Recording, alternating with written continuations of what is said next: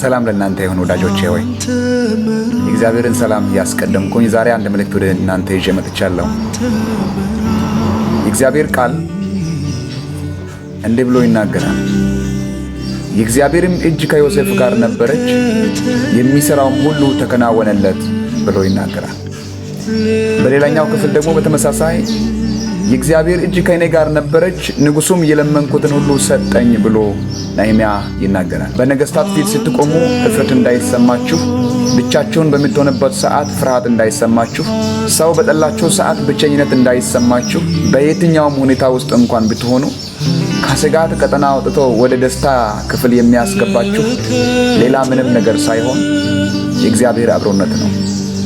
ብቻችሁን የወጣችሁበት መንገድ ላይ ስኬት ያለ ይመስል ይሆናል። ነገር ግን ብቻውን ሮጦ የሚያሸንፍ ማንም እንደሌለ ሁሉ ከእግዚአብሔር ጋር መውጣት ትልቁ ስኬታችሁ ነውና እንዲህ ብዬ ልመርቃችሁ። ወደ ኃያላን ፊት ስትገቡ የእግዚአብሔር እጅ አብሯችሁ ይግባ።